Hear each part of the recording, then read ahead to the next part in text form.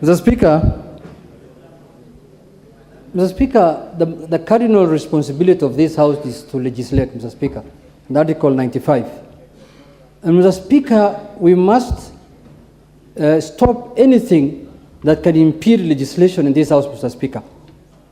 Mr. Speaker, the members here have amendments to the finance bill, but they have been told that under Article 114, there must be consultation with the Treasury. But Mr. Speaker, the consultation with the Treasury is supposed to happen between the committee and the Treasury, and not necessarily with the members. And this impedes now members from doing their legislation work, Mr. Speaker. Mr. Speaker, I remember in 2018, in this House, and it's on record, it is in the hands of Mr. Speaker, I brought an amendment to the finance bill, and which was a money bill. And we were amending a clause that was putting, VAT, 16% VAT on fuel, the same thing we are doing today.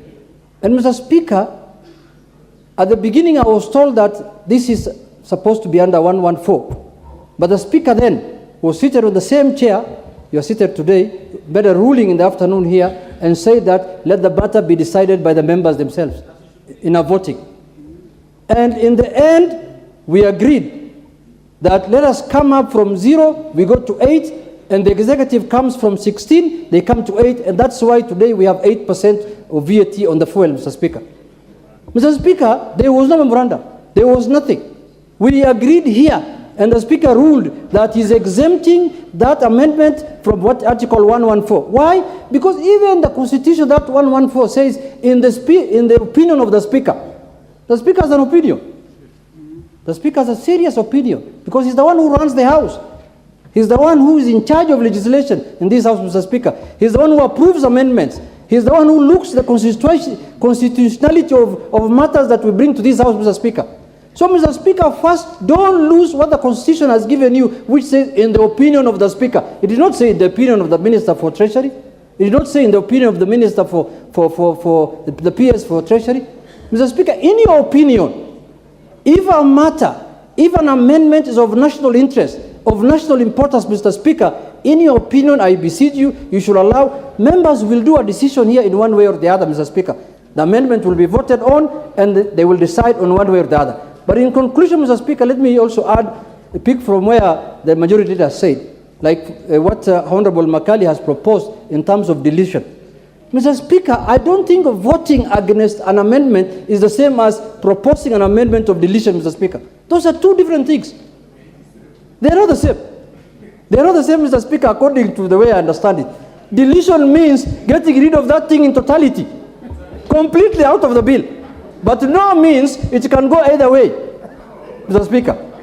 So, Mr. Speaker, Mr. Speaker, even deleting you have to, that is why exactly you vote on the amendment and you also vote for the deletion, Mr. Speaker. And Mr. Speaker, deletion of clauses have been a tradition in this House, Mr. Speaker. The clerk here, before he became the clerk, he was the director of legislation and this other thing, what's called what? Legislation and procedure. And Mr. Speaker has been approving deletions for the last 15 years I've been here, or 10 years I've been here. Delete this, delete that. Why is deletion becoming an issue today? If you don't like that deletion, vote against it also. The way you are saying we vote against the amendment. Mr. Speaker, let us have here free, under the Article 95, freedom of debate and freedom of legislation. Let anybody bring any amendments they want, let it be put on a vote, and if the vote carries, whichever side carries the vote, we agree with it and we move forward. Mr. Speaker, let us not hide ourselves under Article 114. That article is so ambiguous. It's like the one that the executive uses to guard Parliament when we normally pass bills here. They go for assent, they return it with a memorandum, Mr. Speaker, and then you are told to undo that. You have to get 2/3, Article 115. That's another one. That has been abused for the last 10 years, Mr. Speaker. It was abused in the last 10 years. Okay, Mr. Speaker, you see... There's a point of order from Chipkonga.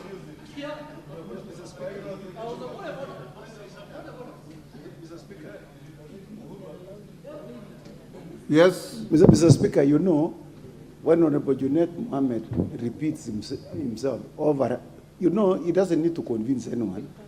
he just filibustering here. What he just needs is to stay to be relevant to what he's saying. But, you know, he looks at the majority leader, then he repeats the same thing he had just said 30 seconds. Mr. Speaker, you know, you should rule him out of order.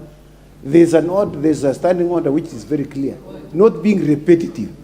And two, Mr. Speaker, he doesn't need to convince us too much. We know where he stands. Just, he has to speak for 1 minute, and then he sits down, and then we will deal with the rest, Mr. Speaker.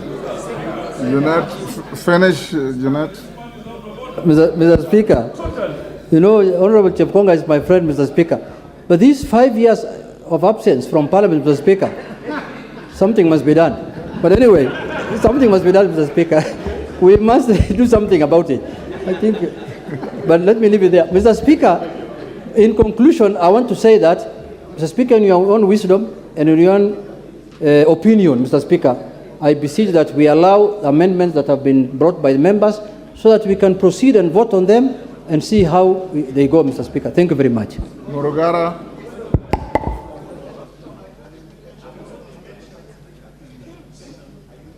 Just take your seat, I'll give you. Morogara. Thank you. Thank you very much, Mr. Speaker. Mr. Speaker, as we proceed, we must distinguish between money bills and ordinary bills. And there is clear distinction, even from our own constitution, as to what are money bills and what are ordinary bills. When it comes to standing orders on winnowing, it is very clear, and this is a house of record.